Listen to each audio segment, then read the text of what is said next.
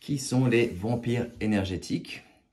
Comment les repérer et comment arrêter leur flux énergétique et protéger notre espace sacré, notre force de vie? Je vais venir dans cette vidéo-là. Tout d'abord, je souhaite dire que j'essaie de faire des vidéos qui sont positives. Je souhaite faire des vidéos qui aident à contribuer à l'évolution, etc. Mais parfois, il faut quand même approcher certains sujets qui sont un peu délicats et ne pas avoir peur de dire les choses qui ont besoin d'être dites, et notamment en termes de vampirisme énergétique, qui est une chose qui arrive constamment dans quasiment tout le monde dans la vie de tous les jours. Donc, le vampirisme énergétique, c'est quoi? C'est quand une autre personne prend de votre force de vie, votre force énergétique, et siphonne cette énergie-là, l'acquiert sans demander. C'est techniquement du vol énergétique, et ils prennent cette énergie pour pouvoir se sustenir, pour avoir plus de force énergétique. Ça peut être des personnes qui ne savent pas comment se connecter avec la source. Parce que quand vous méditez, quand vous avez une pratique de méditation régulière et que vous connectez avec la source énergétique, Dieu ou la déesse ou créateur, créatrice originelle de notre âme, peu importe comment on appelle ça, quand on a une connexion directe et qu'on médite et on reçoit ces informations, on reçoit cette force vitale, on n'a pas besoin de voler d'autres personnes.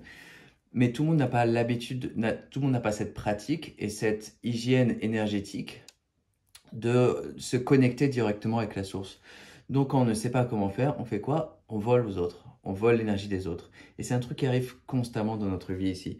Les gens ont l'habitude de voler cette énergie pour pouvoir vivre, pour pouvoir rester plus jeune, pour pouvoir encore plus avoir de la force de vie, avoir plus d'énergie.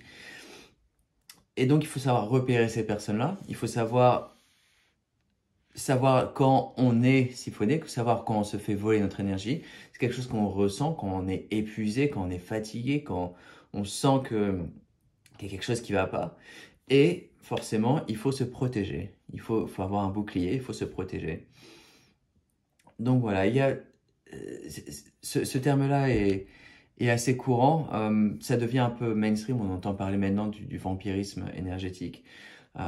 C'est quelque chose de vraiment essentiel parce qu'il faut apprendre à se protéger. Il faut apprendre à rester maître de notre propre énergie.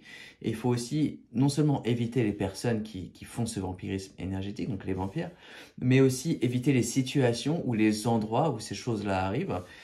Je pense notamment à des supermarchés où il y a beaucoup d'énergie qui ne sont pas forcément positives. Je pense par exemple à des endroits souterrains comme le métro par exemple.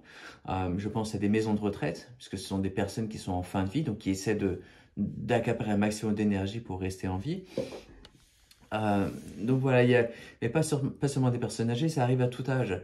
Et il y a des personnes qui ont développé cette technique, cette habitude de siphonner l'énergie des autres, mais ils ne le font pas forcément consciemment. Ils ne font pas la réflexion de se dire « Ah tiens, je vais voler cette énergie pour pouvoir rester en vie. » Non, c'est quasiment la plupart du temps, ça arrive au niveau du subconscient, c'est-à-dire que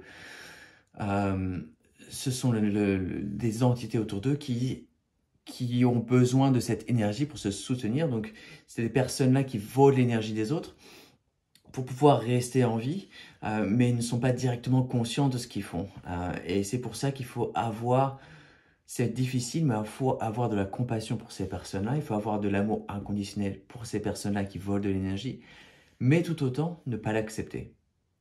Et très clairement, mettre un bouclier énergétique, dire non, je ne souhaite pas avoir cette énergie volée. Vous pouvez faire appel à des maîtres ascensionnés. Jésus, par exemple, est très efficace. Vous pouvez faire appel à des archanges. J'ai fait une vidéo récemment sur l'archange Michel, qui est très efficace pour opérer un bouclier énergétique. Vous pouvez aussi, par vous-même, créer une bulle de lumière autour de vous-même pour vous protéger de ces vols énergétiques quand vous sentez que ça arrive, ou même en précaution, quand vous allez dans un endroit où vous savez qu'il va y avoir beaucoup de monde, et ou alors, par exemple, dans un ascenseur où l'énergie n'est pas forcément idéale, vous pouvez en prévention, bien sûr, protégez votre espace, protégez votre champ énergétique. Je vous invite vraiment à faire ça.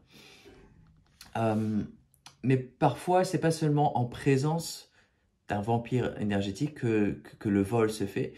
Il peut y avoir certaines méthodes. Par exemple, quand la personne parle énormément, elle parle tellement que ça vous épuise, ça vous fatigue. Quand elle fume par exemple, pardon, je reprends mes mots.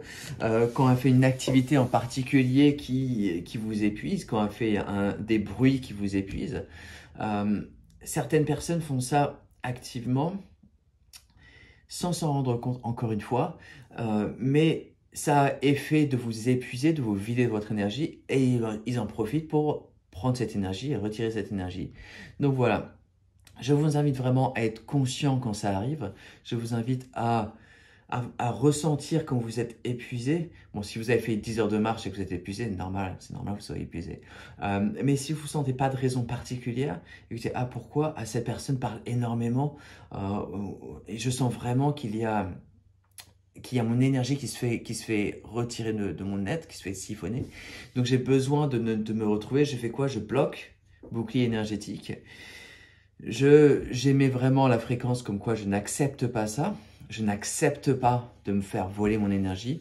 Non, vous créez un bouclier et ça s'arrête. Si c'est une personne que vous connaissez régulièrement et que vous voyez régulièrement et que vous voyez qu'elle continue de faire ça, vous êtes familier avec cette personne-là, n'hésitez pas à lui dire, écoute, par exemple, je pense que tu parles vraiment beaucoup, je vais être honnête avec toi, ça m'épuise un peu, ce serait possible de parler moins ou d'avoir des pauses, etc. Ou alors si elle fait une activité qui fait du bruit ou qui est vraiment épuisant, ou voilà, parlez-en, dites-lui.